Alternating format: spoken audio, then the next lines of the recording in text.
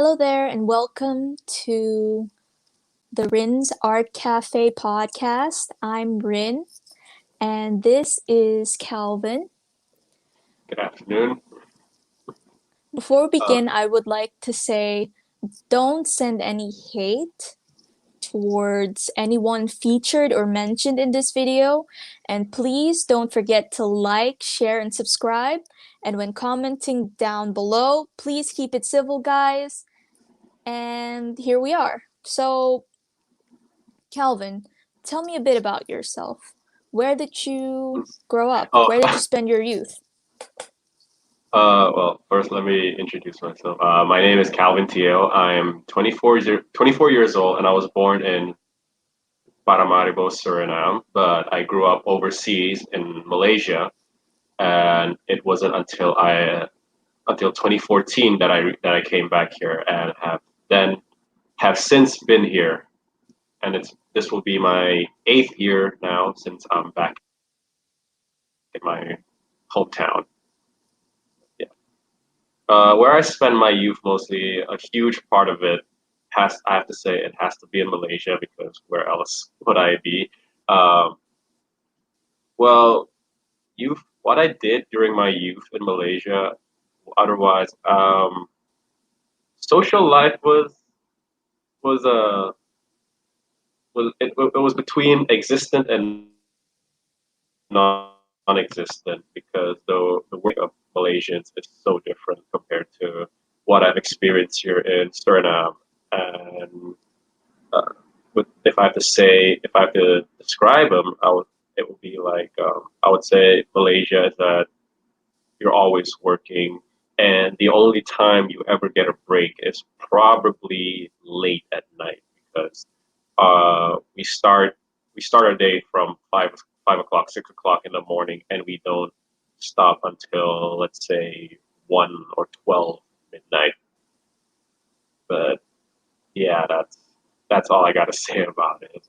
But and then when I came here, I would say I started building up my. Of course, I did have my own moments of social awkwardness because I really did not know how to interact with people here. It wasn't just a language barrier, but it was just how people carried themselves. Over here, they're more um, make it up as you go, but in Malaysia, it was just so rigid. Everything was work related, study related, and if there weren't any of those, they would give you a strange look as if you've become an unproductive member of society. So there's less judgment here, or about the same amount, but maybe I'm not aware of the judgment that goes around here. Silent ones, that is. Yeah, But so yeah. um, these are some of the differences that you have noticed between Suriname and Malaysia. Um, also, Uh, also, education-wise, has there been any difference? well, the difference between Malaysia and Suriname is that Malaysia is a very developed country. I'm not saying Suriname isn't developed, but Malaysia is one of those that's every day there's at least something new to be introduced to society. And from what I noticed, that with Suriname is that we're in our own pace, but it seems like we're playing a game of catching up with other countries. What was the other question again? Yes, some of the other differences that you have noticed between Suriname and Malaysia, especially the interactions between the people and how certain things are seen there compared to how they are Mhm. seen in Suriname. Oh, interaction with people wise, I feel like Suriname is no one here is afraid to say what's on their mind or to voice out something. You know, everyone has to have a say in everything. Whereas in Malaysia, it's that if it's not productive to us, we will just let it go because Malaysians pride themselves on on results, and especially if it benefits them or if it benefits, let's say, a company. But in a way, we're taught on this mindset that what society gives to us, we have to work to give back to society. And with Suriname, I noticed is that it's all for me and me alone. This kind of approach, um, maybe not quite like I've had different interactions with people, and from what I experienced, sometimes some people would have a selfish way of going about things. Not saying it's a bad thing, but how they conduct themselves sometimes do make them look like a bad person. But how they do it is that everything is for me. I live for me. I work for me.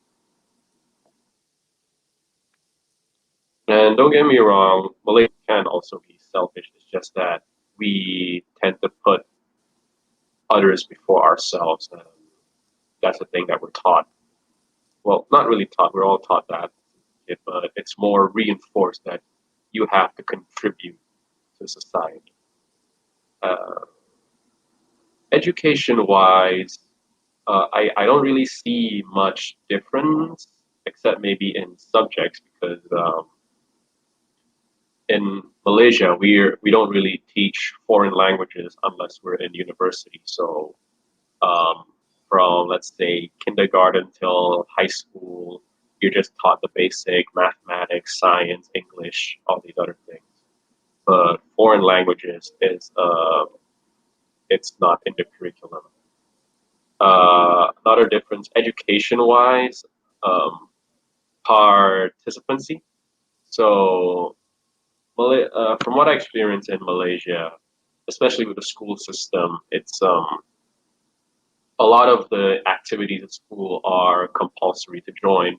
So you have normal classes, and then you have clubs, you have sports clubs, and it's compulsory that you are a member of at least one or two clubs from each category. So for me, I was in the Christians Bible camp, Bible camp, and I was at the same time I was also being trained as an emergency medical EMT, emergency medical trainer. So I was taught how to treat wounds and such. So I received some basic medical knowledge.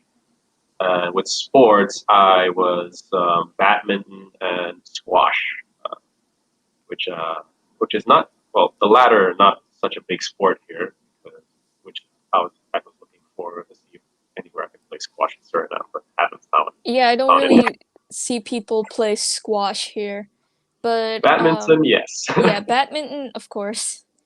But were there other groups that you could attend? Yeah. Off the top of my head, there was Boy Scouts. I think I was in middle school when I joined the Boy Scouts. Um, as you've noticed, Red Cross or Red Crescent, as we call it there, was another one. We have one that is, I think it's called. I don't really know the proper word for it, but if I have to like use and how I would describe it, I would call it would be the National Guard. So the National Guard is where, let's say, you join and you receive basic military training. You get to train. You do everything that the military does, from running obstacle courses to learning how to use guns and certain tactics. After that, there's also the Fire Brigade Club, where, as the name suggests, you train with fire brigades, and these clubs are every club activities are every Wednesday and Friday. So let's say school finishes at 1. So 1 o'clock, you change out of your school uniform into your club uniform, and then you go through the basic regimes, the drills, from 1 to 4. And from 4 o'clock, that's when the sports club activity starts. So from 4 o'clock you're training till 7, and then after that it is the break doesn't.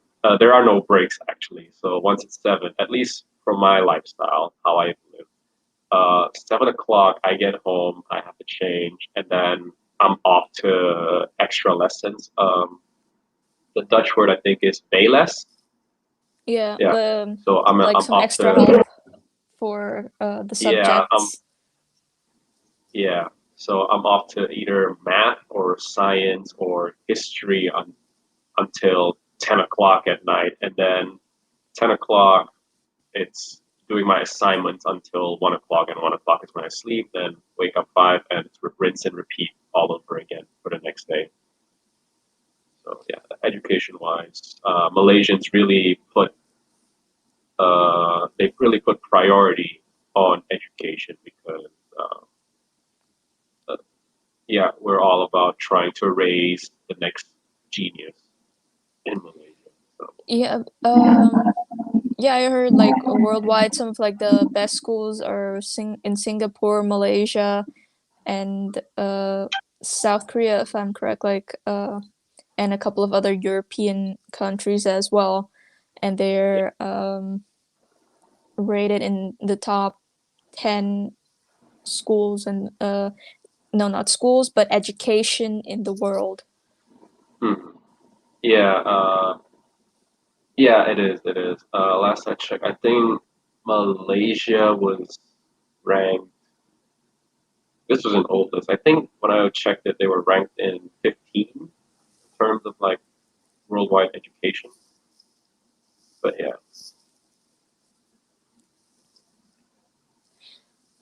Ishan asks, what's squash?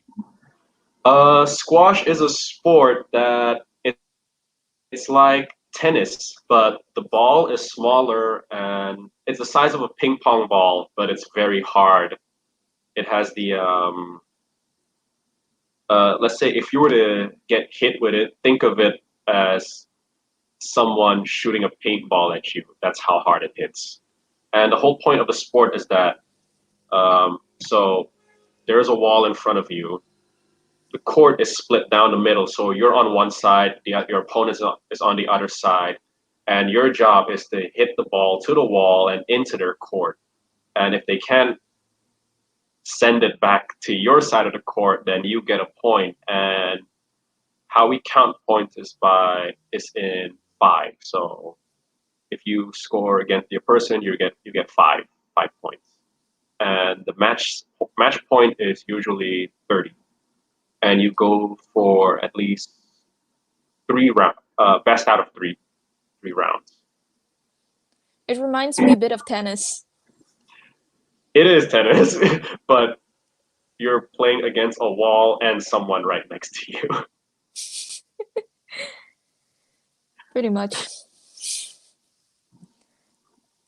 So, cultural wise, Suriname versus Malaysia, what are the differences that you've noticed? What was that question again? I'm sorry. Like I think my internet must have like lagged a bit, so I only got like the end of the question, like the difference between Malaysia and Suriname. I didn't catch like the beginning part. Uh, the cultural differences, like especially like Cultural. here, of Oh, course, with immigration and stuff, there have been many cultural influences both in Suriname and Malaysia. And a similar mhm. theme Well, that I've mhm. noticed between the two is that there's a lot more Asian influence. And Well, cultural wise, I would say there isn't much difference when it comes to culture in terms of Suriname and Malaysia because both our countries are multicultural. Of course, with Malaysia, you get a variety. You have, until this day, we still celebrate. Like whenever a certain culture has a holiday, we celebrate it with them. And recently, with Malaysia is that we are trying our best to keep certain cultures alive, certain traditions. Because I can't remember which it was, but I think it was following how youths in the Samoan Islands, there, when asked about their culture, they could barely give a proper answer about what their heritage was. So, upon seeing that, the Minister of Education thought it was imperative that we educate the youths in our country on the various native cultures in the country. So, till this day, there is the celebration of Gawai, which is um, which is a holiday for the Malaysian headhunter tribes, which are very much still alive, although they don't practice headhunting much. But we do keep certain traditions, such as whenever a boy or a young man in a village reaches 18, um, the rite of passage is that he is to drink with the village elders and his and the head of his family present. So they would give out this thing called dua, which is rice wine. And I've had a couple drinks of it myself, and it is the worst thing I've ever drank. Uh, but it does the job of getting you drunk, but it's just terrible. I would not recommend. And What would you describe the following flavor as? sour, it was sour and it burns your nose, kind of like when you drink cola and you burp and your nose hurts. It's that, but this time your eyes water. Uh, Following the drinking, it is it is trial by combat. So they would present the young man with a shield and a weapon of his own choosing. He could use either a parang, which is like a long blade but dulled, or he could use a spear. And what would happen is that he would have to fight the village elder, not to the death, just for full disclosure, not to the death, because that's still murder and illegal in every country I know. Um, the whole point is that if he could get the village elder to give up, or if he could overwhelm him, or in any way just defeat him, he would have graduated from boy to man. And after that, it's the tatau or tattoo party celebration where he would be given a tattoo of his tribe on his back, which starts like as a symbol in the middle, and then as he grows, they're gonna start linking like tribal patterns, starting from the first piece on his back to cover his entire body. I think I have a picture of it.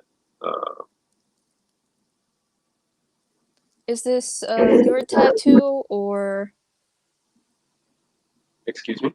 How do you is mean by your tattoo?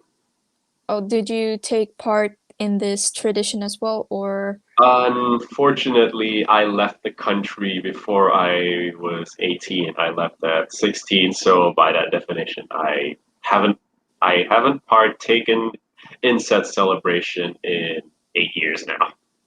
Uh, this is an example of the Iban's tattoo. So the big piece that you see on the top, that is the tattoo that you get following your trial by combat, and the rest is they added on over the years. You know, more celebrations, you get more, and it's all linked. And each of it tells a different story, which unfortunately I can't really say much because I'm still unfamiliar with the lore of the Iban headhunter tribes. But yeah. how did you come to take part in their culture? Through friends and through my father's family, because when I was still living with my father then. We lived in a we lived in a state that still had a lot of practices of Iban. So it's no stranger that I was exposed to a lot of their culture, and of course the history books also teach us about their culture. You know, before the um, Muslim Malay settlements and before the British.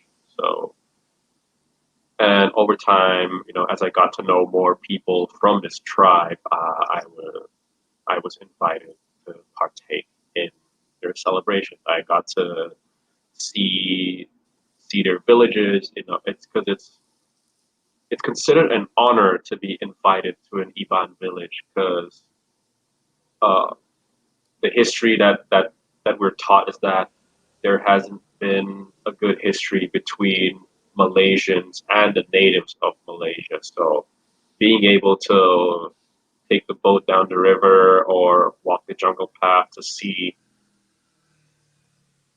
them in their homes was a very huge honor, and I will say that I am pleased to have been able to actually see with my own two eyes because it's such a unique culture. It's very beautiful, um, and if I could, I would like to see it one more time. So yeah. I was about to ask you if you had another opportunity, if you were to go back and experience the traditions and the culture as well again, at the age you are now.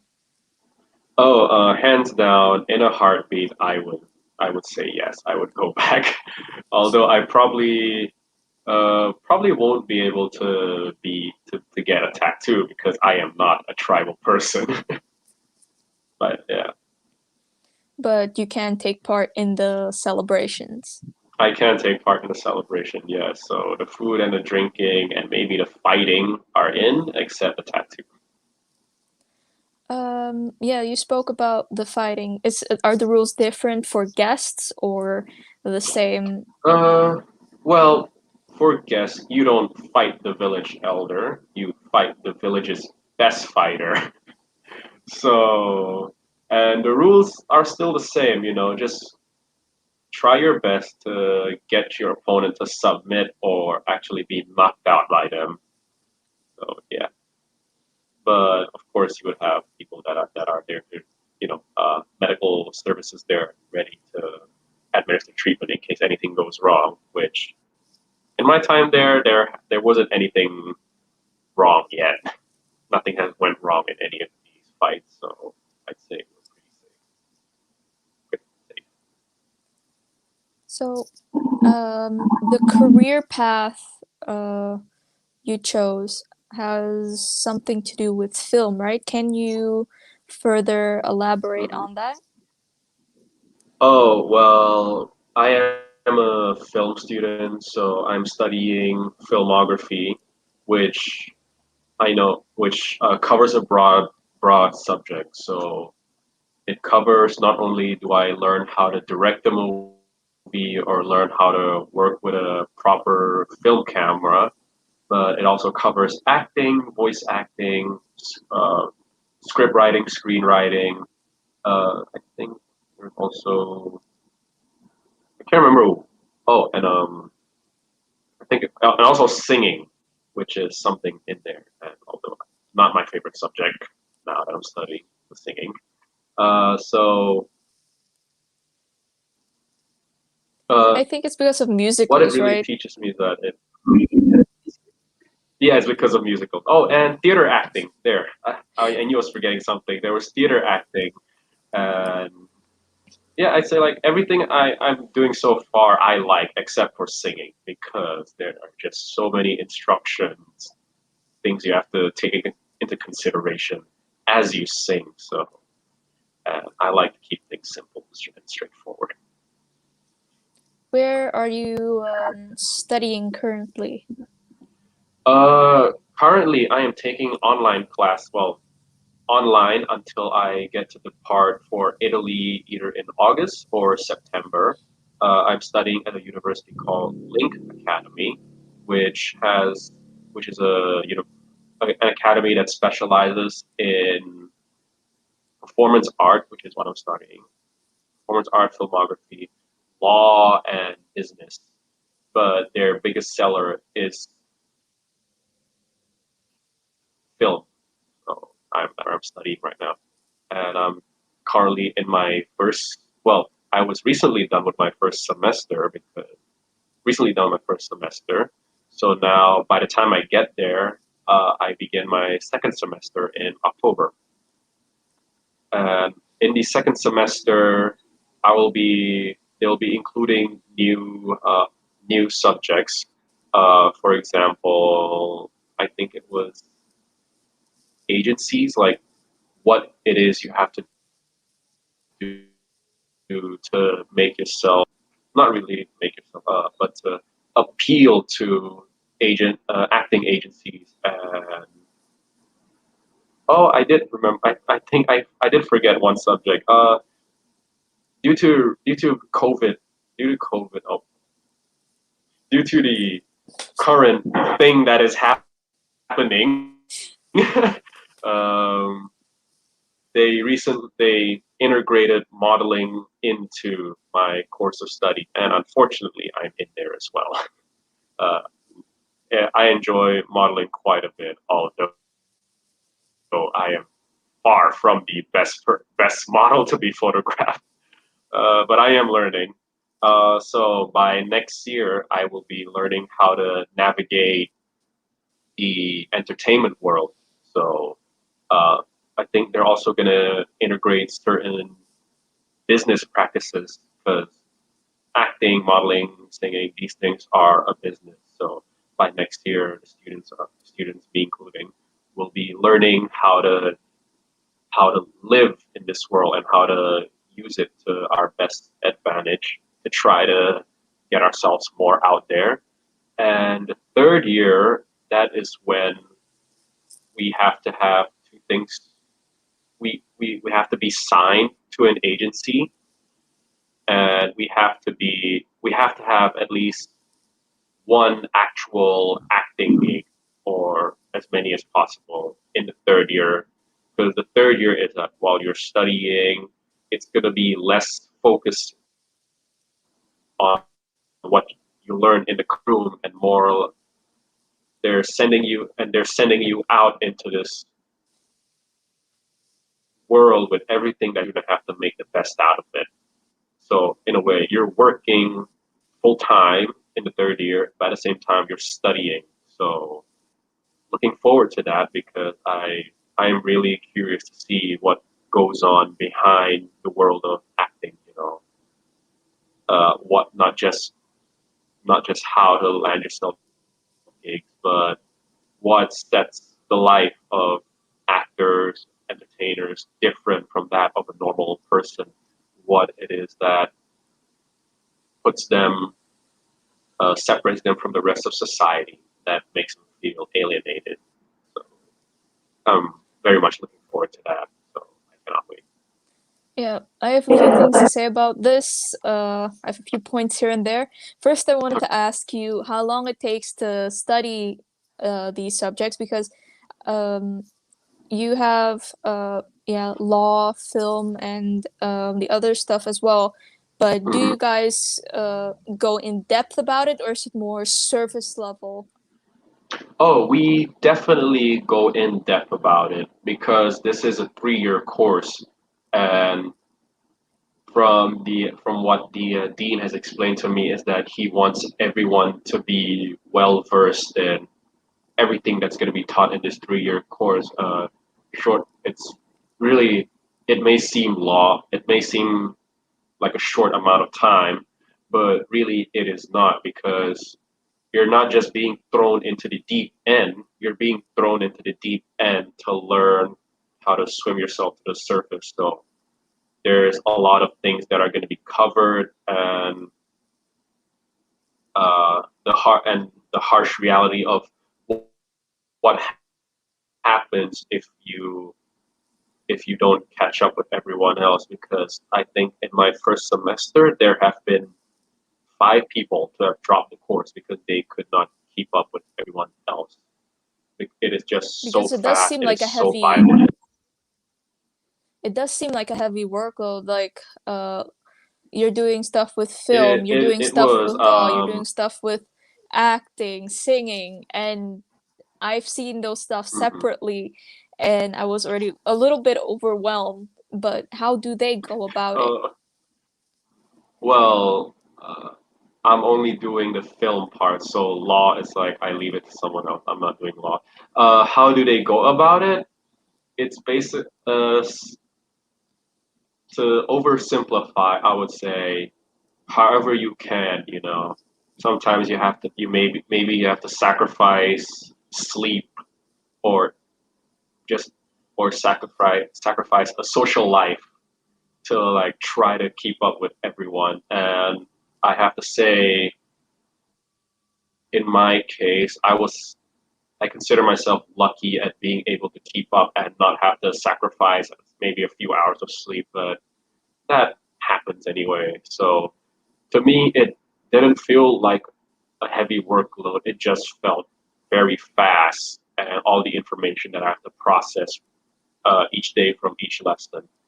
So it's relatively easier for me. It was relatively easier for me.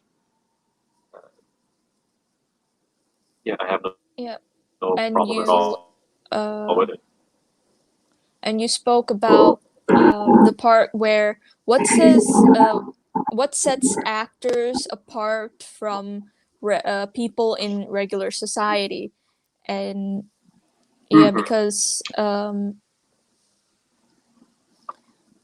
usually when some people tend to gain a certain amount of attention, there will be more eyes on them and they will feel a bit more alienated, Exposed.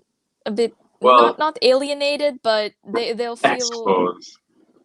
not just exposed, but um sometimes in some cases like they can't connect with just regular people in regular society anymore. That they felt Hmm. like they're a part of a certain circle that is a lot easier for them to talk to people who have also gone through that situation, through that process. Yes. And your question is, why did I say that like this? Yeah, yeah. Uh, well, well, it was brought up to me because the teachers, well, the lecturers running the class, all are people that used to work on an actual movie set. So they've been on location, they've been in different studios, and they've worked with like some famous actors, and they've talked to them and seen life through their eyes. And what my film theory teacher says that when you're out there, it's not just it's this whole world is gonna over analyze every little thing you do. Basically, your privacy is gone. You can say like you could play it safe however you want. Like maybe social media, you post stuff like an update on a movie you're working, or you're just trying to be a positive role model for people.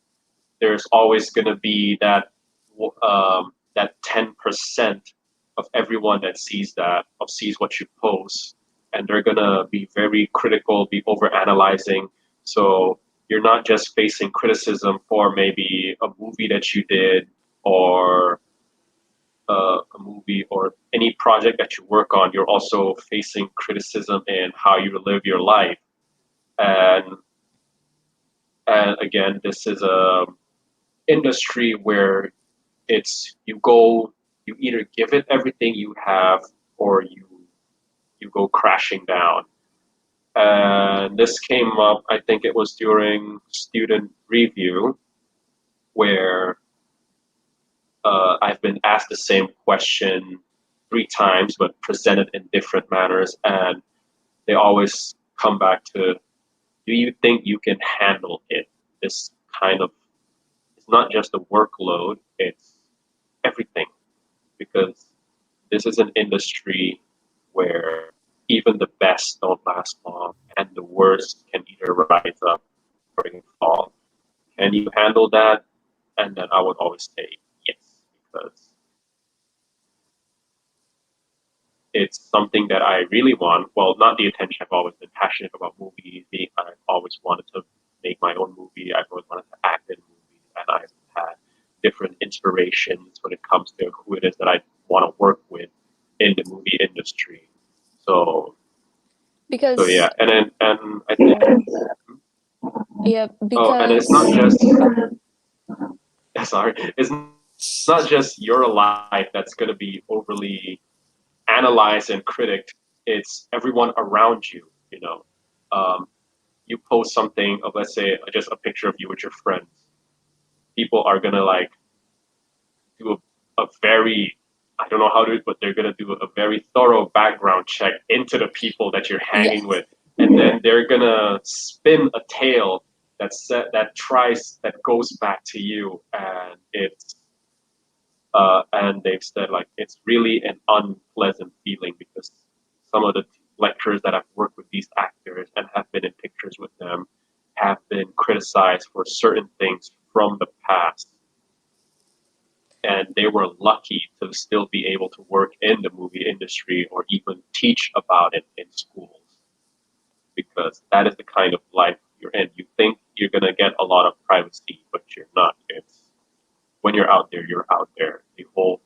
The eyes of the world are on you. You're going to be someone's role model, someone's inspiration, or just someone that some people hate for a certain reason. That can be from how you chew your food to whoever it is that you hang out with or something you said. And yeah.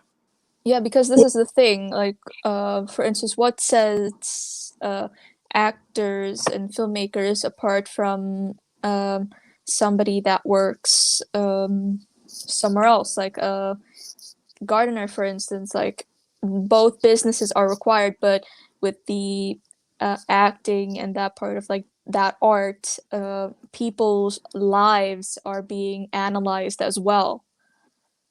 Hmm. So this is like the part that I found interesting is because we usually uh like for entertainment we watch the movies, we watch the films, and their businesses are needed. Not businesses, but their services are required for that type of business. But why do we as people feel that we need to overanalyze what's going on in their private life? What would set that apart from just watching them In a um, movie. in a movie on the screen or something they created? What sets it apart, I guess, um, like if you ask me, I feel like it has to do more with being able to relate to someone. I've seen some of my friends who, let's say, they look up to an actor. So what they would do is that they would try to find a way to relate to them. It's basically you're just humanizing someone that you look up to. And of course, sometimes that tends to go in a wrong way to the point of online stalking, to the point that you're either trying to be like them, you're not, you're inspired, but of course, like the message doesn't get through, they're trying to inspire you to be a better version of you, but you're trying to improve yourself into a version of them that The uh, message gets lost. the message gets lost, and now you have this very weird carbon copy that's just watching your every move, trying to see like what sets you apart and see if you can like if you can like copy some of that. Um, uh, and I think another thing is that I guess you could call it worship. I guess because I've seen like you know like singers, they have fan clubs, and we've all seen how bad those can get. With that Spanish singer Selena, who was shot by her own president of her own fan club, and yeah, it's the advent of fan club. And with And I guess BTS, I remember you have the sasaengs, if I said it right. You have these people that follow their every move, and sometimes also go on the planes where the BTS members were. And this is a story that I heard somewhere. It was that one of the members went to the bathroom, and then they came out, and one of the girls went in there to. I'm Oh not sure wow. what they did, but I'm I guessing they tried to look for something. oh Lord. Oh God. Oh yeah, no. So yeah, that's the one thing. There's like, yeah, you're gonna have a lot of weirdos around Or you in or this you have world. or you have Ollie London, who completely got a lot of plastic surgery to look like Jimin Oh God, yeah, I saw and that one. changed his name to Jimin. That was a wild story. Yeah, but yeah, that's what yeah. So that's what they were Because like warning me there's a difference between like cosplay and like having the aesthetic of the person that inspired you. to That actually trying to usually be that person. like the cosplay stuff like thing that doesn't really like become your identity. That just like is more for like a short period of time, and then Hmm. usually is being used for more laughs and more all around fun stuff. The other stuff is if you're literally making every second of your life like that other person. Hmm. So yeah, so that is like the thing that we're being warned again. You know, the further we go into our study, and uh, the more we're building a name for ourselves, a brand. Yeah, that's that's Because the kind of thing that's technically, technically, this is already some form of exposure already exposure. to that. Oh God. I hope nothing like that happens. Not yet. And then you'll get like something where people try to like look for some information and some words and be like, oh, my favorite actor or filmmaker is Calvin, and oh, I found this podcast. Nothing interesting happens in my life. Full disclosure, nothing interesting. I'm a very boring person. Because Yeah. I've seen in some situations where uh, like the fans sometimes message the friends of Hmm. the actors or creators as well. Oh yeah, I've heard stories And of those as well. Yeah. I feel that gets a bit uncomfortable at times, especially depending on how the relationship Yeah, is between the people as well. definitely. And it's it just doesn't feel that it's just nah. Yeah, I think I get the message for that. Yeah. So, what type of films do you want to make once What you? type of films? Oh Mm, wow, that is a very broad question. Um, I've always been into any movie, any genre of movie if I can watch it and immediately I'm transported to this world because I like not many people know about this, but when I get into a movie, I get into a movie. Like you could snap your fingers next to my ears and I won't even hear you until after the movie. And then I would ask you, what did you just say? but what are the Uh, aspects that you're looking for? Like, what pulls you in? aspect. What pulls me in? I guess if I have to pick a genre that I want to do, I would really have to go all the way back to the first movie that really got me into movies, and that was Jurassic Park. And I think that was a sci-fi action adventure thing. So yeah, I really want to do something like that. You know, either make a movie like that, or even be casted in one, or just having to work with a director that made that movie. In this case, it's Steven Spielberg, and he's one of my up top three directors that I want to really work with in the future. You know, once I really start my career as an actor. So yeah, uh, I also do like a bit of drama because I like the thing about drama movies. Like people say it is so easy to do a drama role because at most you have to play to you just have to focus on either being a very angry person, lonely, or just someone heartbroken in all these movies. And I think that's a huge misconception when it comes to being in a drama movie and actually playing a dramatic role because I've seen actors that people did not expect to do such roles actually shine in them. Case in point, I think it was Adam Sandler in Uncut Gems. You know, we're all so used to him as the guy that makes very bad movies and bad jokes, but still fun.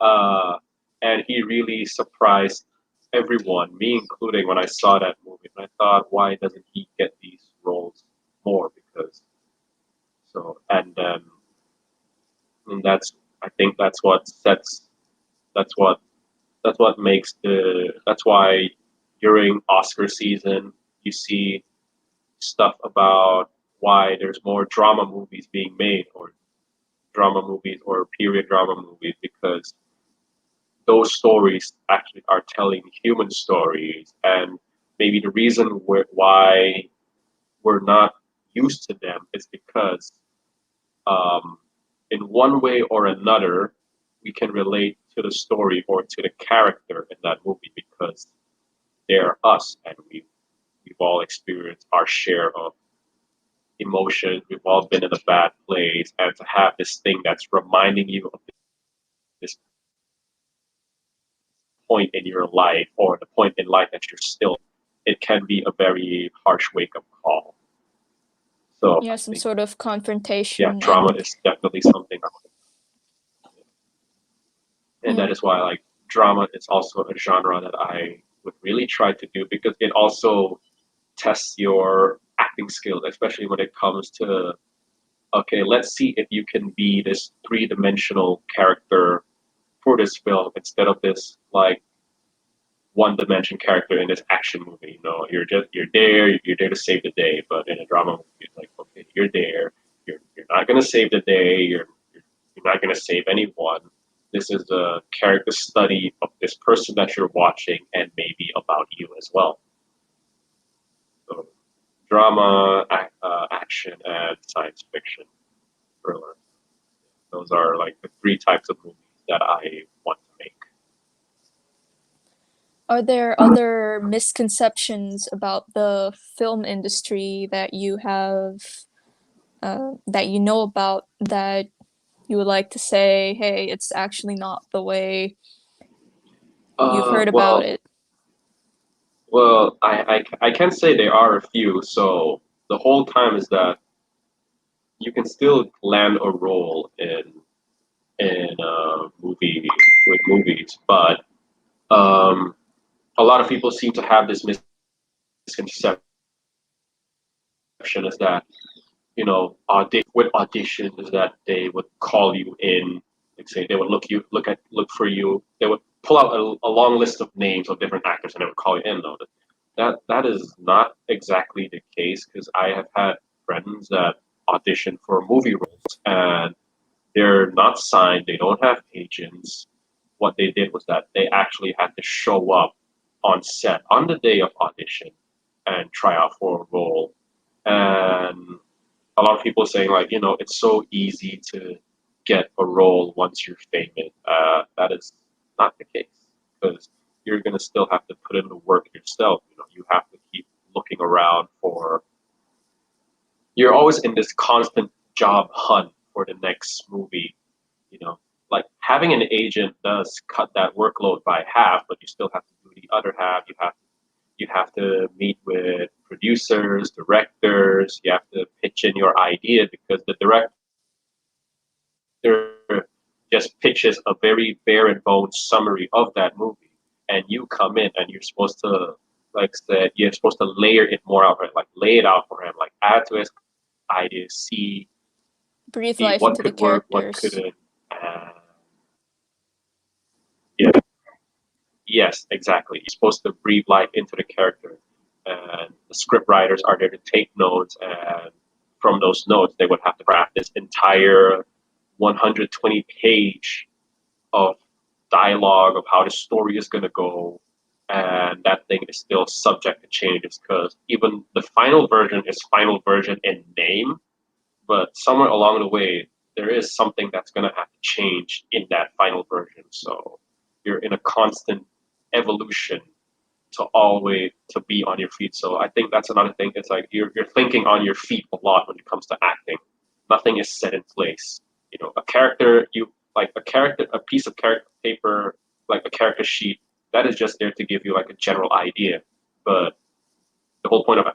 But you're supposed to make that character yours, and that is how we get iconic characters that we still remember to this day. You know, we have iconic characters like James Bond, we have Indiana Jones, we have Luke Skywalker. All of these is not because of the people behind the scenes. It's not just because of the director and everyone else that wrote down the character. That is actually the actor's job themselves. They put themselves into these characters. You know, they take pieces of these characters and they replace it with one another, and that's how icons are born.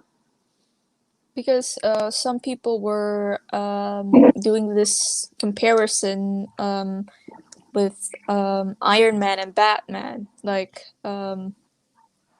with Iron Mm, Man, oh, uh, it comic helped. struggle, Yeah, comic it versus helped. battle. Yeah, with Iron Man, it helped boost Robert Downey Jr.'s career, and with Hmm. Batman, for instance, yeah, those actors actually, We're already famous. yeah. Oh well, I'm I'm not sure if not it too was sure. Batman per se, but there Uh-huh. was some sort of comparison, or it was because of Robert Downey Jr. Iron Man got the boost, and it was the other way around with Batman. Like the Yeah. character So made the actors famous, or something yeah. like that. So Like a in situation like that. yeah, I think I remember reading about that the behind the scenes stories of like why Iron Man and Robert Downey Jr. are two things that really withstood the test of time, that are really still ingrained into our lives today, is because um, the original director John Favreau, he gave him and Stan Lee gave Robert Downey Jr. a challenge. Try to make try to be the most unlikable superhero that you could ever be. And the whole point behind the story of Iron Man by Stan Lee was that he wanted to make a hero people would hate.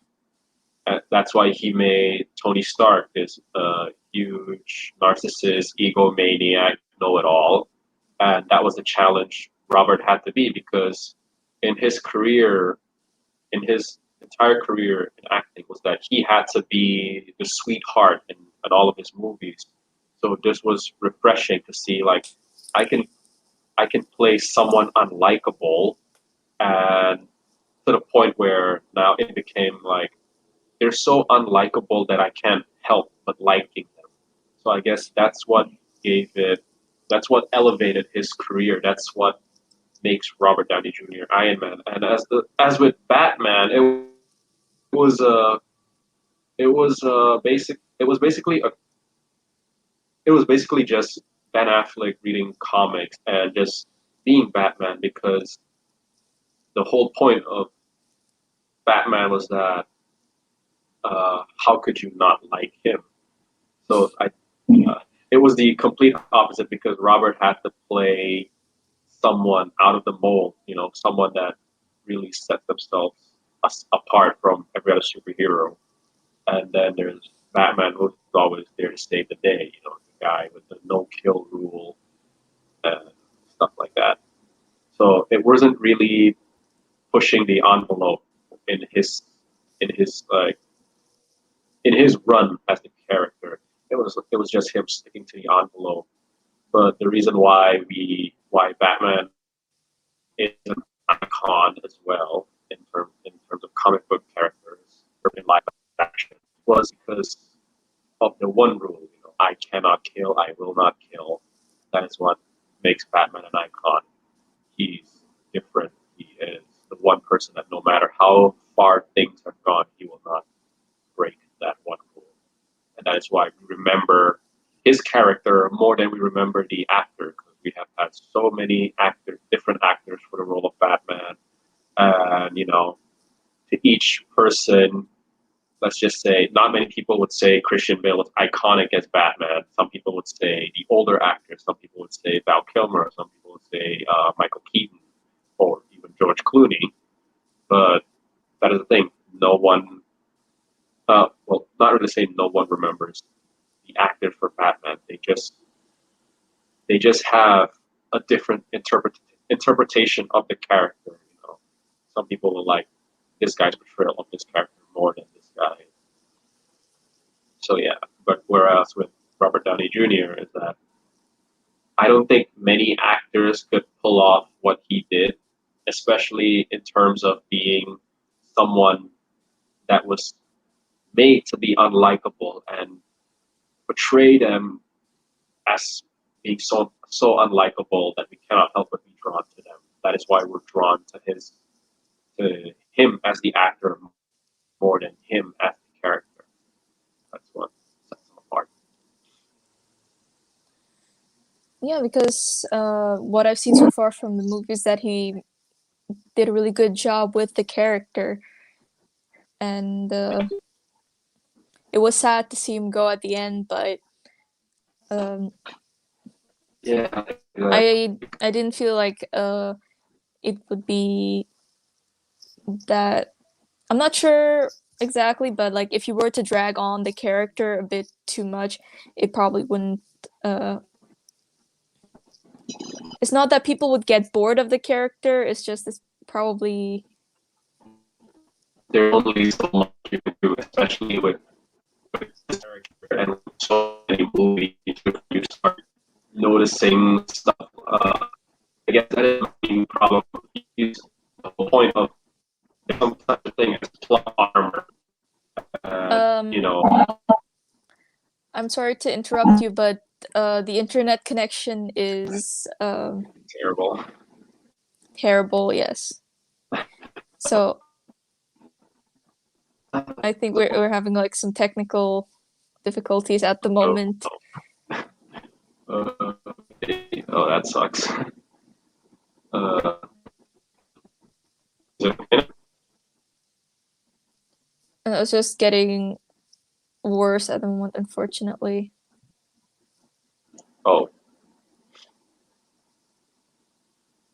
Perhaps in like a few seconds it's good again. okay. I'll give it.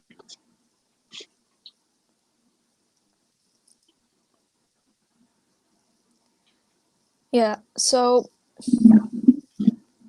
um I've noticed been this trend, this nostalgia trend of making remakes or modern version of uh, films or movies that have already been Been made in the made past.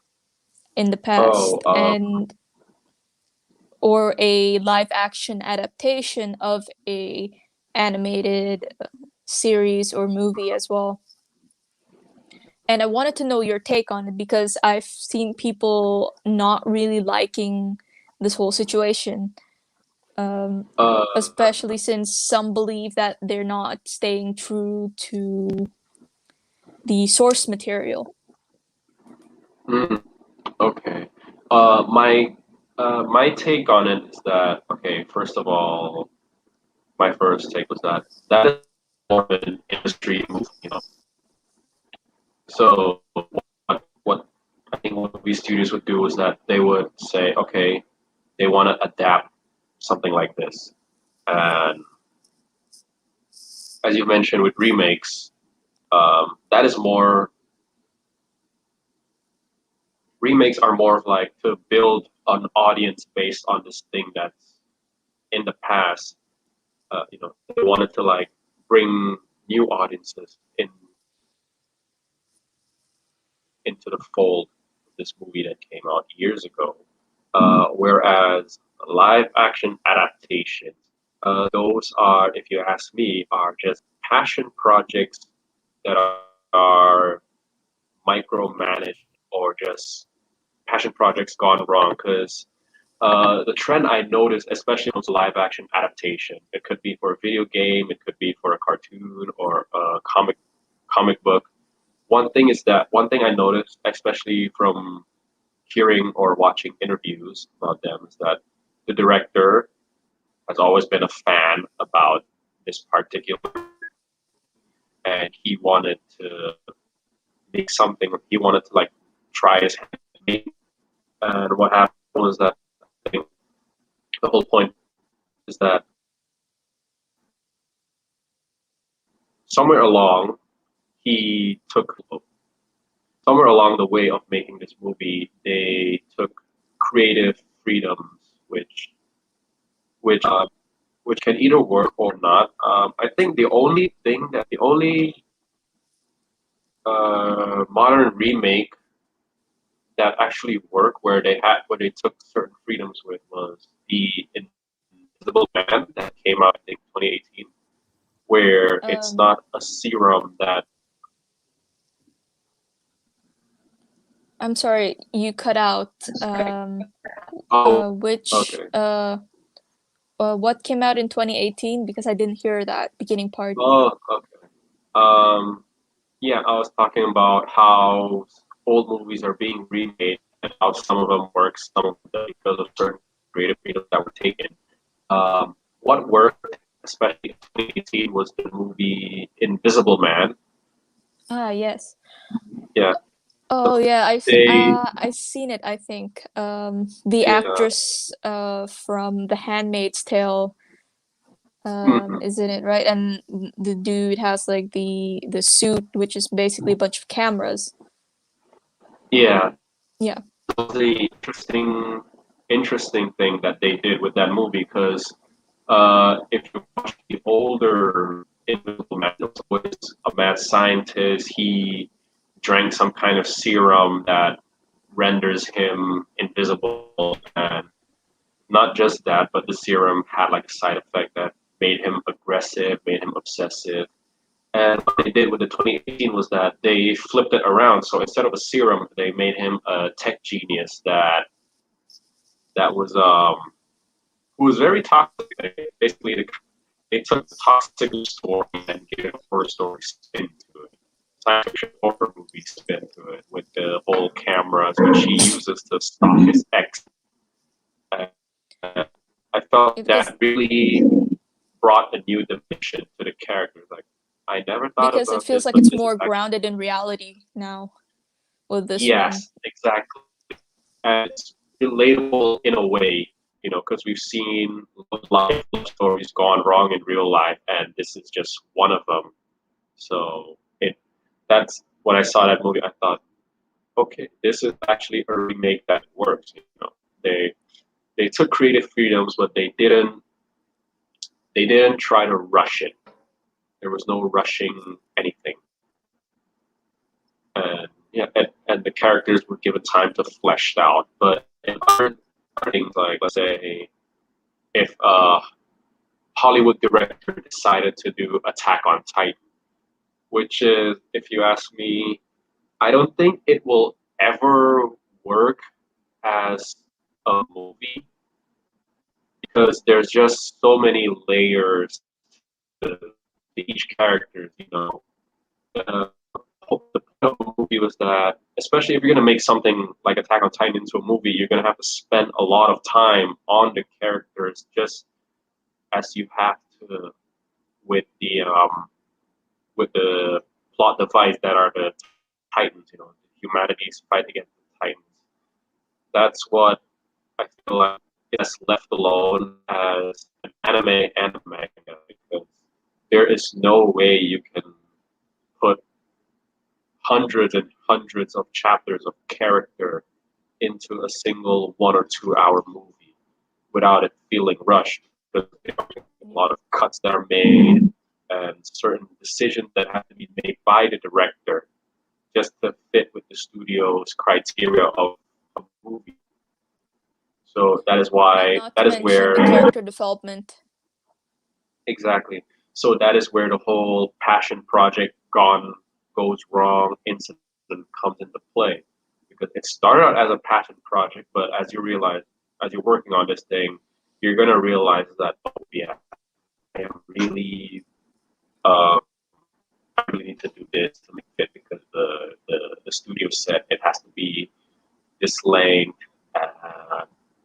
certain points on a paper sheet that you follow. And that is why stuff like that will never work out unless you have a studio Like backing if of you'd like make it say as a series, for instance. exactly a live action series, but there's the question of budget as well because you have to Yeah. know how to you have to spend it on effects, actors, important all these things you have to take into account. So it's really a 50-50% chance of, let's say, you do make it work, you do make Attack on Titan, and the first movie gets praise from both anime watchers, manga readers, and people who are just new to the series. And you get greenlit for a sequel.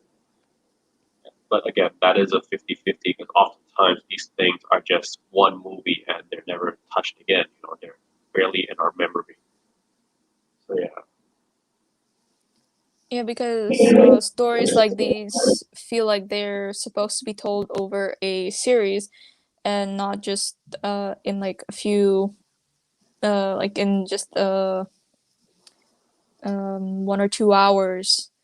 I would like perhaps a series or a series of films, I would say would work better, but there would be like some stuff that you would have to sacrifice during the adaptation process. I'm not sure if you saw Alice in Borderland.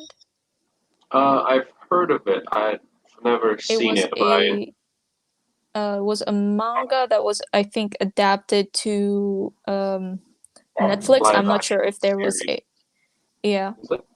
Yeah. Yeah, I'm not sure if there was like an anime or something related to that, but I just saw the um, live action adaptation, and I did enjoy it. Um, and the whole and how the world was set up Hmm. because it's Yeah, I'm not entirely sure of the concept behind the show, but I hear like it's just these group of people that are trying to survive a death game, right? yeah, so they end up Some sort of death game. in like a parallel world of Oh. the real world they're in, and they have to beat the death game in order to escape where they're at. All right, all right. It sounds interesting. I might actually give it a look. Uh, yeah. Because I'm a person that I love horror type movies, not because of also like the effects as well. Yes, there's a lot of work to be put, especially into getting something that just not for the actors to be scared of, but for the audience as well. You feel this sense of impending doom that's approaching you. So yeah, there's a lot of work that goes behind there as well. And also because with like more horror movies, there tend to be more stuff related to like ooh curses on the set or something like that, or something happening Yeah. with like the actors or stuff like that.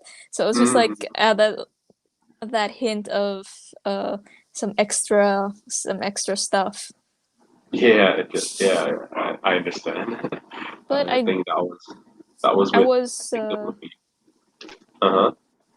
I was actually excited to see more horror type manga from Junji Ito being turned into a series because I've seen a few of those, but they didn't really adapt it as well as how it was in the manga, which is kind of a bit Uh, disappointing. okay. Well, um, that's the point. Like, that's the one thing, especially when you're trying to adapt something. It's like the whole you're pressured into thinking. Well, not thinking. You're pressured into keeping faithful with the source material. Um, but a lot of people, I feel like if you're gonna do something based on something that's already been established, like Junji Ito mangas, uh, or just like or Attack on Titan. Maybe there is a different approach that you could take to make the movie work, and that is you establish a spin-off story. So let's just say in a Junji Ito horror movie, at the same time, let's say you have people missing. At the same time that is happening, you follow an original character in the same setting, and you throw in hints of stuff that's happening in the background. Okay, people missing, you see flyers all over, and then immediately your brain connects the dots. Like, oh wait, this is in that chapter of this manga that I read. This is so it's still set within the same universe, but you're just following Yes. different characters.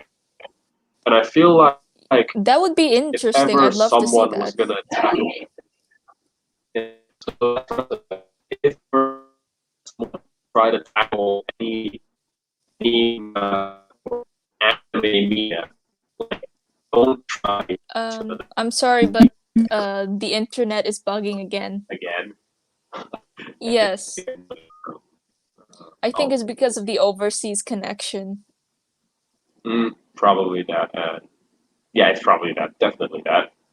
Uh, but yeah, what I was saying was that if ever any actor or director that tries to take on any of these projects that involve a manga or an anime, what they could do is that instead of like having to cast people for an already established character, they could like create new people within the same universe. So, take for example, Death Note. Let's just say while the battle of wills between Light and L are taking place, you could follow this other character. You know, we're seeing what happens through a different perspective because with the anime and with the manga, the anime, we're seeing it through our character's eyes. We're seeing it through Light. We're seeing it through L's. But it would be interesting to see an outsider's perspective on stuff like that. Like Because I really you're want following to this see something like person that. in the same. I think I really want to see something like that because you can also explore how it affects the characters that are not in the direct uh, storyline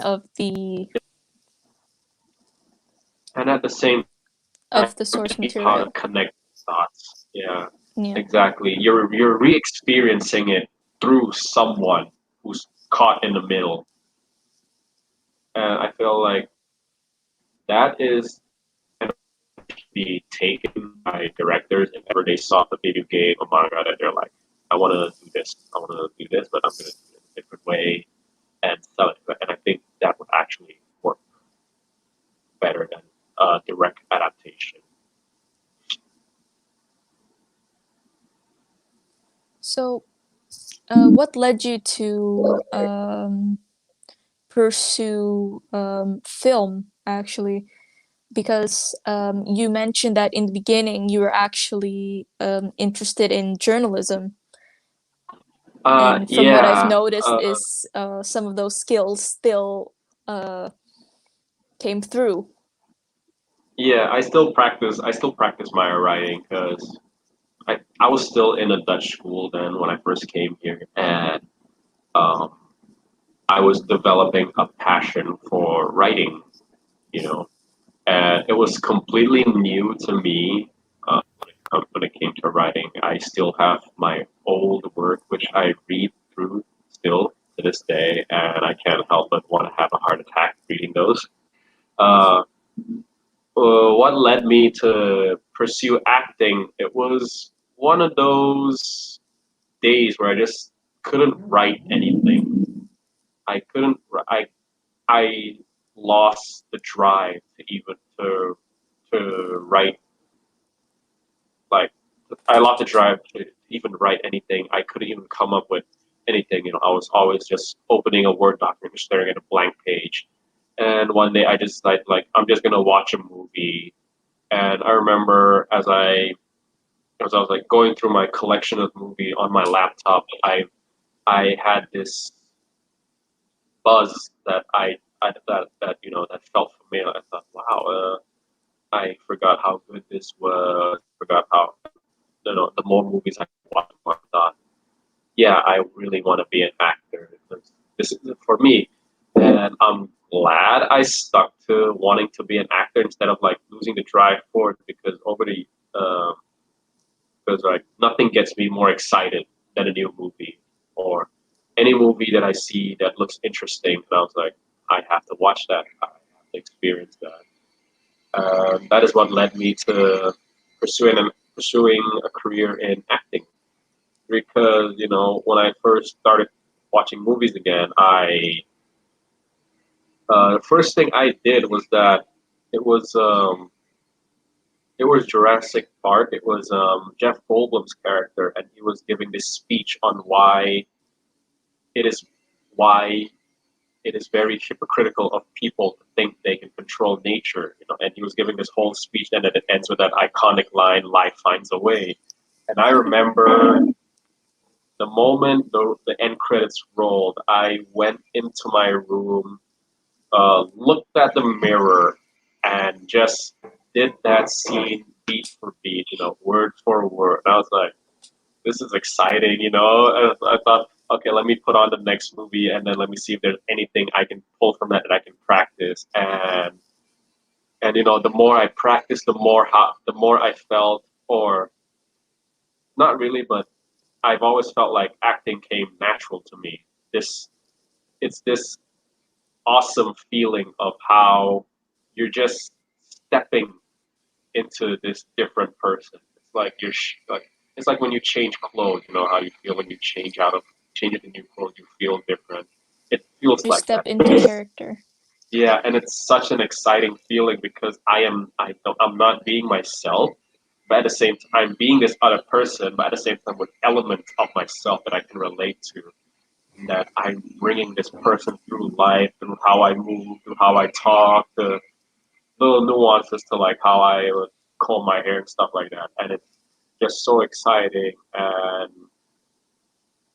And yeah, like I and then as that goes, I as that went, I just knew one day that I wanted to be an actor. I didn't want to be a journalist. Are there any student films that you have made? Uh, I am currently working on one with some of my classmates, but the problem is now script writing is done. I'm currently doing my character study and trying to utilize some training done uh, to train to like sound like a different person because this is my first student film and we are going to be presenting it at a film festival next year in Germany. So Woo! it's going to be my first red carpet event and I'm very nervous for it. So I'm sure you're I'm sure you're familiar with Benedict Cumberbatch and how he brought the dragon to Yes. life.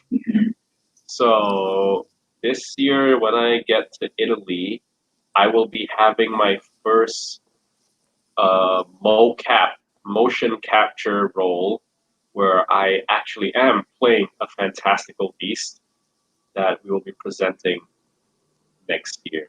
So it is a lot of work, and I'm already nervous for it because you know a lot of people are going to be watching it, and I just cannot wait for that.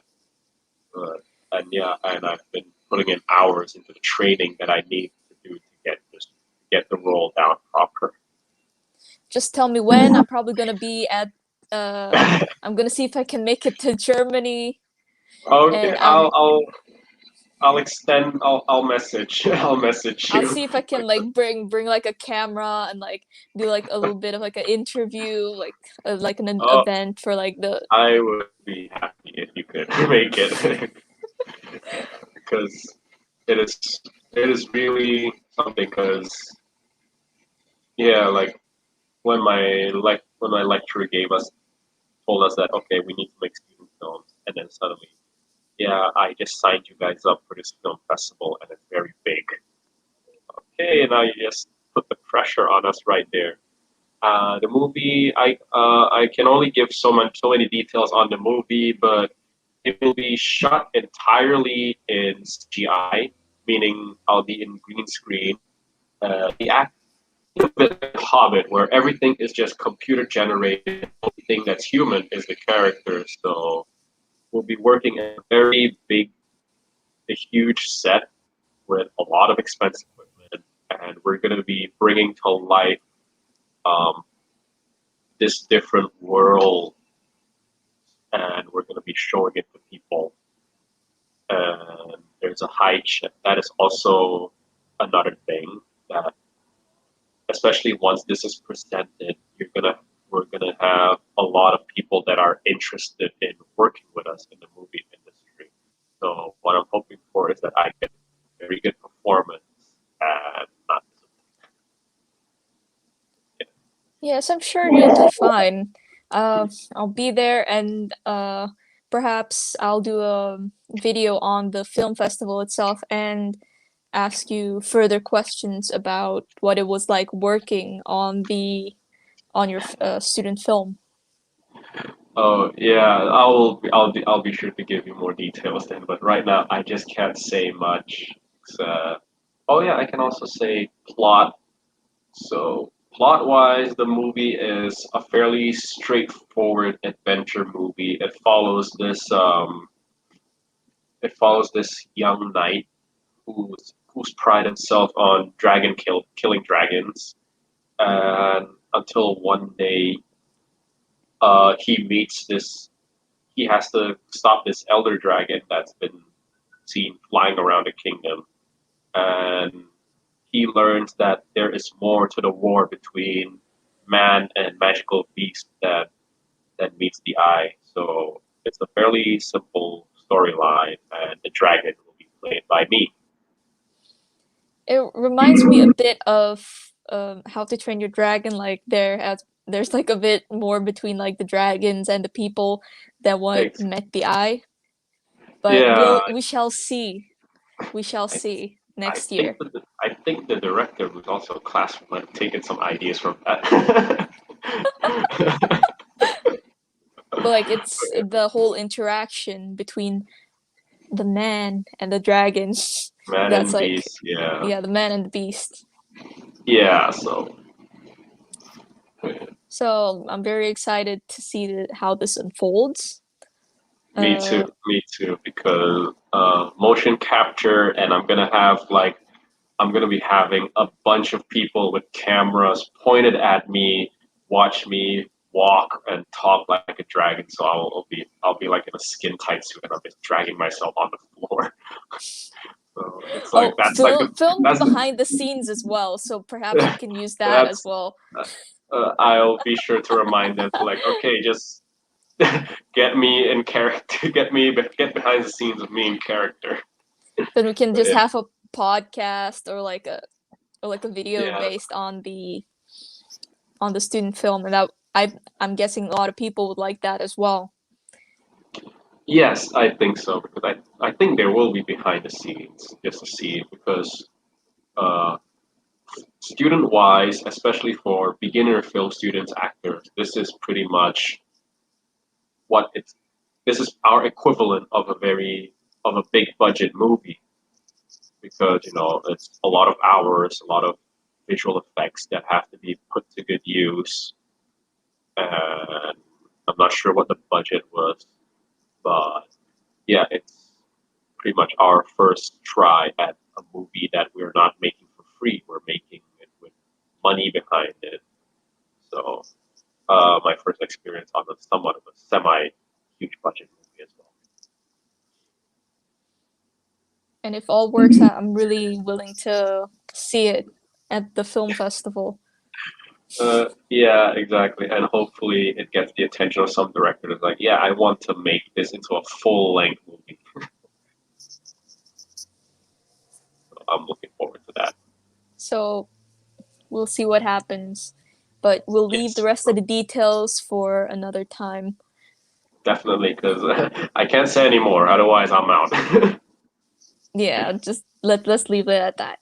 But I wish you luck on your projects, and Thank you. this is the first film you've been working on, or do you have other plans of working on more Uh, with others? I have been. One of my goals before I leave for Italy is to do a short film in Suriname, and I've been working on a script. Uh, I've been working on a script, but I've been pulling my hair because of it. So it's I can't really narrow down the storyline yet, but I just know that it's supposed to be this um, rediscovering yourself movie that tackles themes of loneliness, guilt, sorrow, and I'm going to be working it with a close friend of mine. And once that script is finalized, we can begin shooting, and hopefully before I go, I would like to present it to the audiences here. So through YouTube and Facebook and any however whatever social media still exists that I can use to promote movies. If it works out, send me the link and I'll check it out and I'll make sure to share it as well. Definitely, definitely. Because I use my platform, especially on Instagram, to share stuff like this because I feel that it's also important. And I do not just invite um, random guests on the podcast. There's a certain special quality that I Criteria find, could be met. Yeah. yes, and related to stuff like this that I know people are interested in, they uh, and they might like to discover people like this and to see what it's like on that end, and they might not realize how things and get created or come to existence and the work you have to put in, because people Hmm. just think, oh, it's just like doing this for a little bit of time and then you'll get this as the result, but that's not how it works Yeah, in some no, cases. it's not.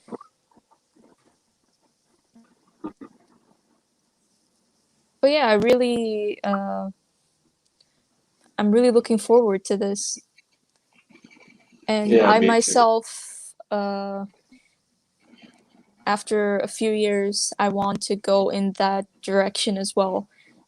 After I'm in a bit more of a comfortable situation, as in with my art and stuff. After I've also had more experience, I would love to go into that direction as well because I've been wanting to do stuff with skits a little bit with friends as well, but I also want to do some actual acting and perhaps also some filmmaking and stuff with animation in the future. Mm. No, it's a very interesting field to get into. This whole media creation, because we've only seen it from the outside, but once you get in and you learn the inner workings, you see that there are more layers to this thing than just simply making something and calling it movie. But there's a lot of moving parts that you have to take into consideration. So, and yeah, right now we're being taught how to properly survive in that world.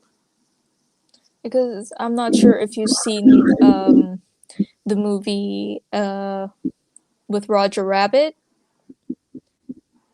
Mm. I'm The not what with sure. Roger? Like there was this I forgot the full title, but there was this character Roger Rabbit in it, and it was an Mm. animated and live action movie where the both were blended in. Mm. Oh yeah, I think I've seen it. Oh, it's And Who Killed Roger Rabbit? yeah, Yeah. who who framed Roger Rabbit, not who killed Roger. I have no idea. I was like, it's such an old movie. I was like, who killed or who framed? But okay, that's the Mandela effect. Yeah, Yeah. but there was there people said it is difficult to create a movie like that again in uh because of the way it was made. Yeah, and because with technological limitations they had during that time, it definitely is because you have, especially with an animated character in a live action setting, you have to take into consideration everything, not just the characters with the people, but the environment they interact with. Let's just say with the Tom and Jerry live action animated movie. So let's just say every time Jerry does something, let's say flip a table, you have to like go in depth, like you have to study, like okay, how would this table react? How would everything else around Jerry react? Especially when he's walking, uh, and stuff like that. It is just a lot of work to take into account, especially back when they made a Who Framed Roger Rabbit movie, because back then I guess they were advancement, but they weren't as they were today. You know, back then they had to probably handcraft a lot of things. They had to have concept shoots. They had to have test shoots to see what works. But nowadays, with how much our program has advanced, we have cut the work short. Instead of like trying to have people on the set, everything can be just done from behind a computer with a little with with little tweaks to be done here and there.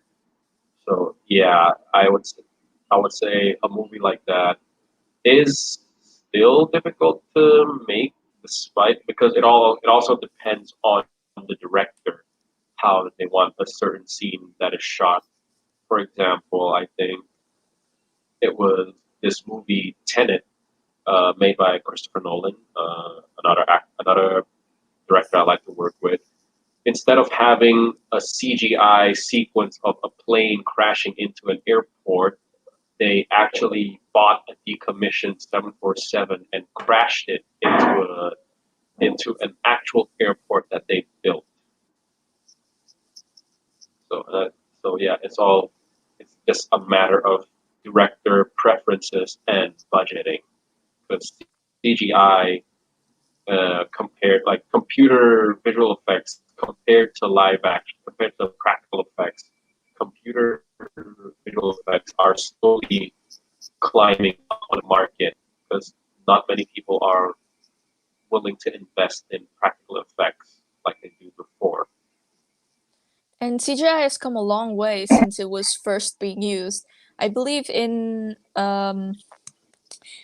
Jurassic Park, yes, it was partially used on was it the T-Rex, or there was like this other creature as well that was used on, Oh and yes, it was it was good for the time it was mhm, used. It still holds up, and now it's exactly. Yes, yes. The T-Rex sequence, a perfect. Yeah, the T-Rex sequence that you brought up, that is a perfect example of CGI.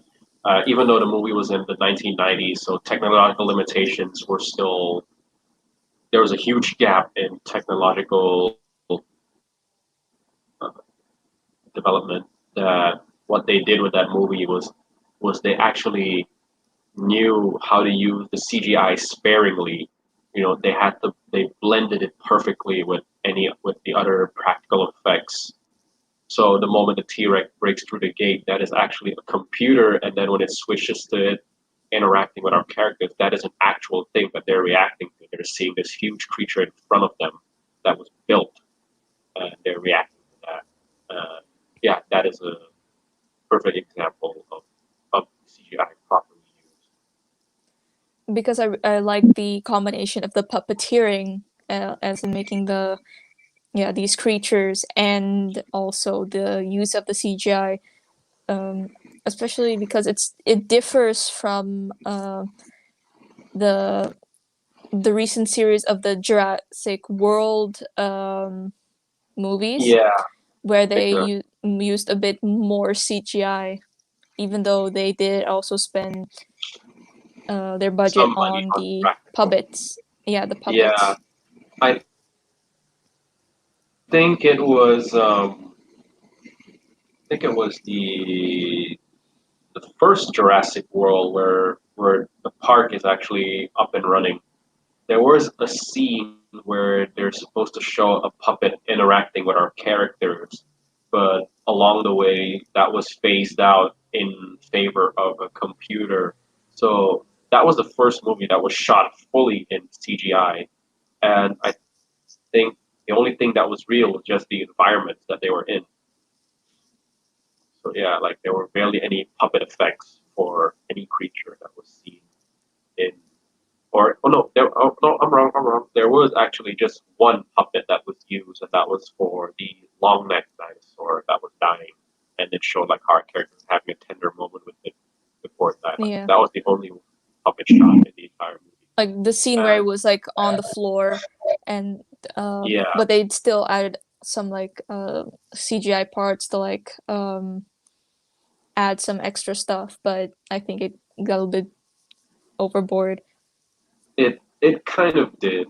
Also because of a huge part of that movie was shot during the day, so that put a bit more pressure on the visual effects artists because daylight is just so bright. So if they didn't learn how to blend their visual effects together in a proper way, it was gonna stand out like a sore thumb.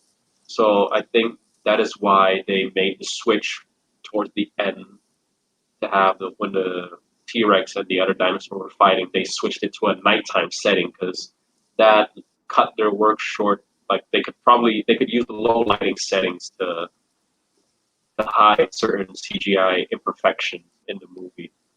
Because with Lord of the Rings, with Gollum, um, was it Gollum? Like It was yeah, I thought because he has like a different name, Smeagol or so as well. Smeagol. It was Yeah, Smeagol. Smeagol. Yeah, or his species is Gollum. I'm not sure, but they used both the actor in a suit, but also a puppet as well to help with some stuff with the CGI and with the shadowing and stuff like that, especially with some of like the things with the light. Yeah, with the puppet is that they built a miniature size of a puppet and they put it into different lightings. So when they actually shot the actor Andy Serkis in character, they could use they could use that puppet as a reference. Like they could use the various stills that they got off the puppet. Let's just say nighttime, how the moon reflects off his skin. They were gonna like edit that in post during once the filming is done and they're finalizing the CGI shots needed for his character. They could take a look at the stills like, okay, this is how the light shines off his skin at night. This is how it will look like. And yeah, I felt like that was the next movie to push the boundaries of visual effects because Lord of the Rings was such a huge franchise and there was little to no room for any imperfections, which is why I think they spent the most money on just trying to make sure Gollum looks good in CGI. Because I know the direct I know Jackson worked on another movie involving puppets and stuff that's maybe a little less known, but I don't really want to bring it up because it's kind of uh, not many people like it, but I'll send it to you through Oh, I think it messages. was this old zombie movie, I think, right? It was not a zombie movie. It was like with puppets, kind of like the Muppets, like kind of Mhm. characters, but like a bit different. And Oh, also, and also, what I wanted to say, with like more technology coming in, with the Mandalorian and how they shot that with these huge screens yeah, yeah. projecting the environment and the background. I do feel I do find that interesting because it's different from what's what we're usually used to seeing with green screen effects. Yeah. I would say like that is definitely a step up from green screen because with green screen, it was hard for actors to work with because you're just looking at an environment that's just entirely green with blocks here that are supposed to represent this thing, and you have a crew member who's just holding up like a tennis ball and is saying like, okay, this is the head, so you look at this here and you talk to that, like try to emote like you're actually talking to something, and that was what made it difficult. That is why certain times, especially when you watch a movie that uses a lot of CGI to that shoots with a lot of CGI, it why certain performances fell flat because you can tell when an actor is just trying so hard to make it look like he's talking to a real thing, but it's not But there. yeah, end up looking So through. yeah, so you see it so obvious on their faces. Like, okay, that's when the movie falls flat for you because um, it was just as it is difficult for you to like continue watching. It was difficult for them to make it, but they had to make it. And that was when I saw Mandalorian and what they used. I can't remember what the screen's name was, but it had a very cool name.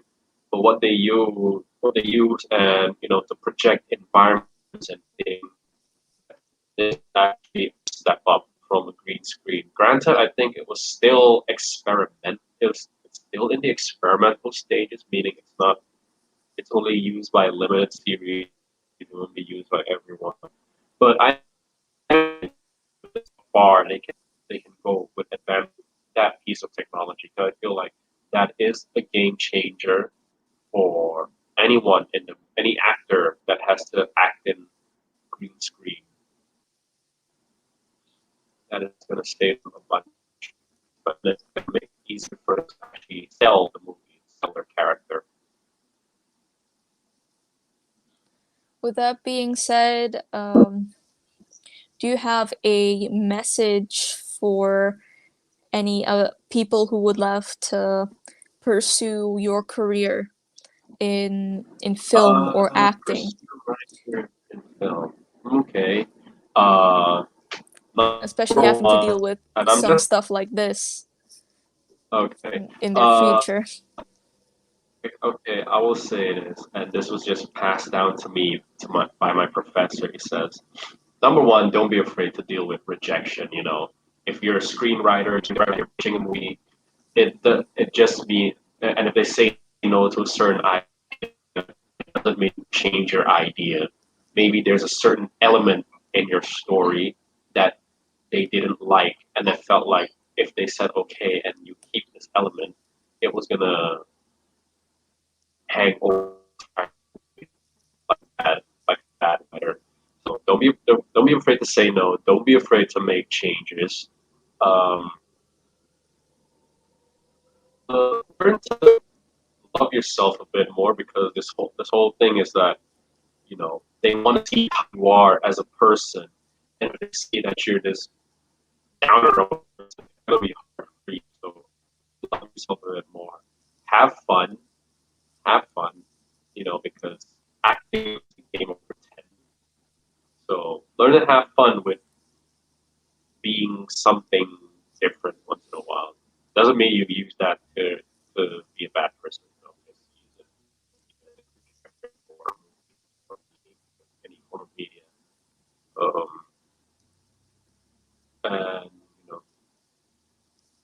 don't ever stop.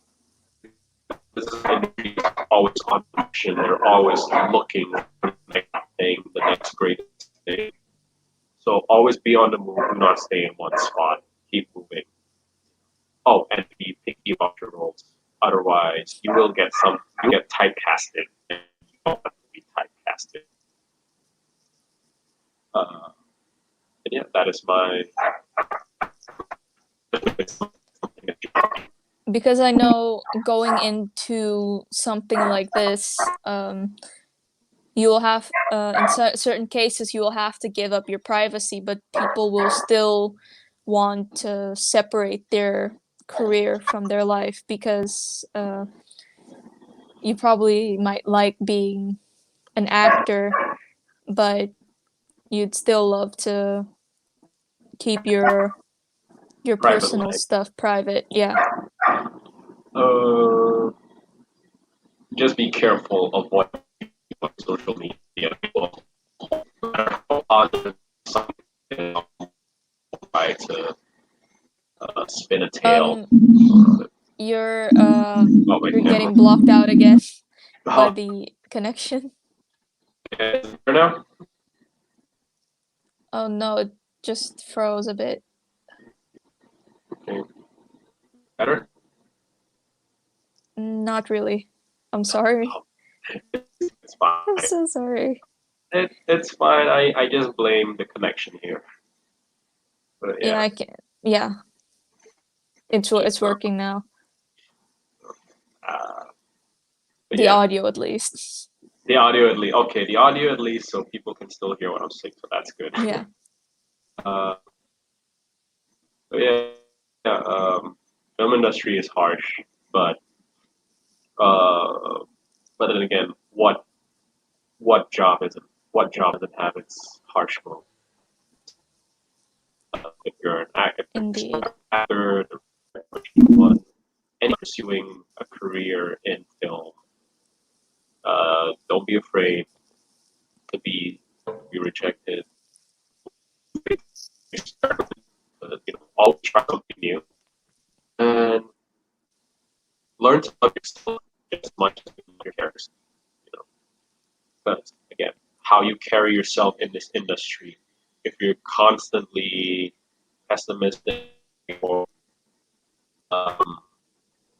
just a hard time being like that, learn to work on that. Because manners are important in every industry, especially one as critical as the film industry. So be careful what you say. Doesn't mean state your opinion. Just pick your moments. Say something. Thank you very much for being on the show. Thank you for having me on the show. It's fun. I know it was a bit of like a quick one, but I really enjoyed it. And I really want to speak to you again someday in a place where the either if you're coming here or in a place where the internet isn't constantly breaking up the connection or whatever.